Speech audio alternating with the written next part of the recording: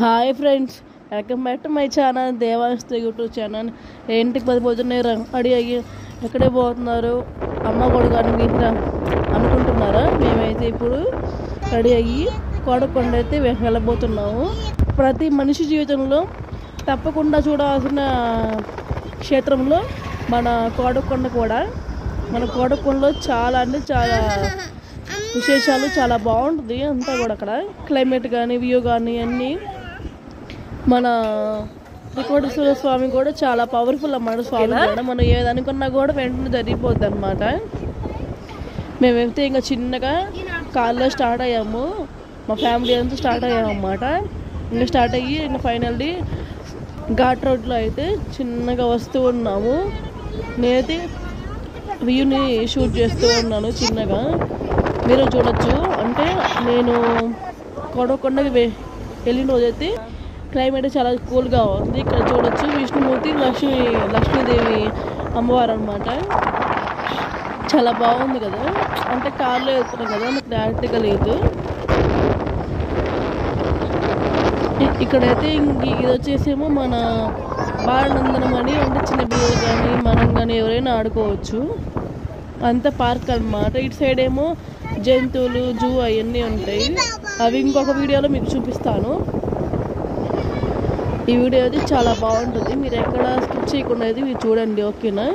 ఇంకా ఫైనల్ అయితే ఇంకా త్రికోటేశ్వర పాహిమాన్, త్రికోటేశ్వర లక్ష్మీమామని చూసారు కదా పేరు అనేది.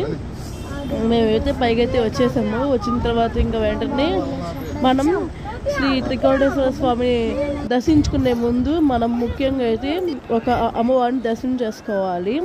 ఈ నందిని, ఈ దక్షిణామూర్తిని అయితే మొన్న రీసెంట్గా కట్టారన్నమాట. చాలా బాగున్నారు కదా.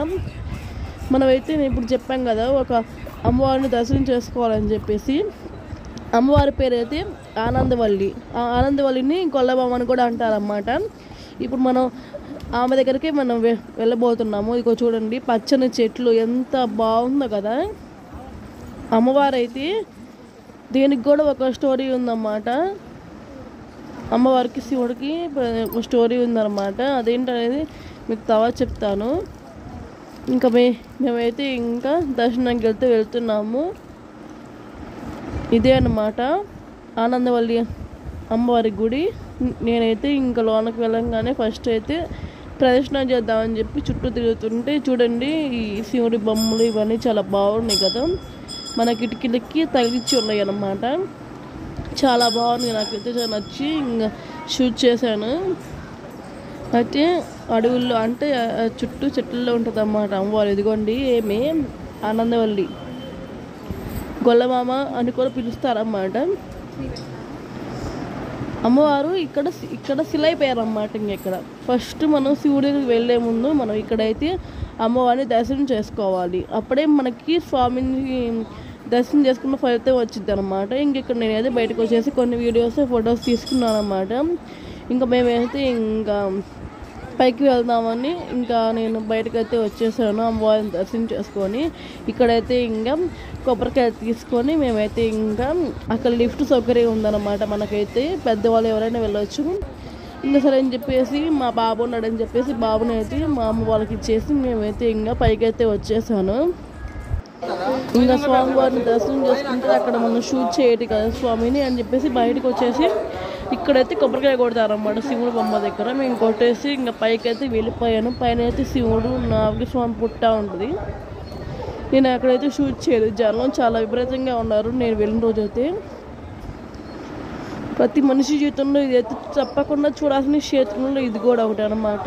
ఇక్కడ వ్యూ అయితే చాలా బాగుంది కదా. ఇక్కడ చూసారా 3 ముఖబింబాలతో స్వామి ఉన్నారు శివుడు. గుడి అయితే చాలా అంటే చాలా బాగుంటుంది. మీలో ఇంతవరకు ఎవరైనా కోడకొండ క్షేత్రాన్ని దర్శించుకోకపోతే మాత్రం తప్పకుండా వెంటనే వెళ్ళండి. ఇదైతే మా నజరాబాద్లోని కోడకొండ అంటే ఎవరికైనా తెలుస్తుంది అన్నమాట. మీరు కూడా ఒకసారి వెళ్ళండి. ఇంతవరకు వెళ్ళకుండా ఉన్న వాళ్ళు అయితే ఎవరు ఉండరు, మీరు వెళ్ళండి, ఓకేనా? మా వీడియో అయితే నేను నచ్చిందని అనుకుంటున్నాను. ఇంకా మా అబ్బాయి అయితే ఒకటే గోల, అమ్మ నేను తీస్తా వీడియో అని. ఇది ఇంకా మా కోడకొండ వీడియో అయితే నేనైతే అక్కడ పార్కులో ఏమేమి ఉన్నాయో పెడతా అని చెప్పాను కదా, అదైతే నెక్స్ట్ వీడియో పెడతాను. మా వీడియో నచ్చితే లైక్ చేయండి, షేర్ చేయండి, సబ్స్క్రైబ్ చేసుకోండి. Okay bye.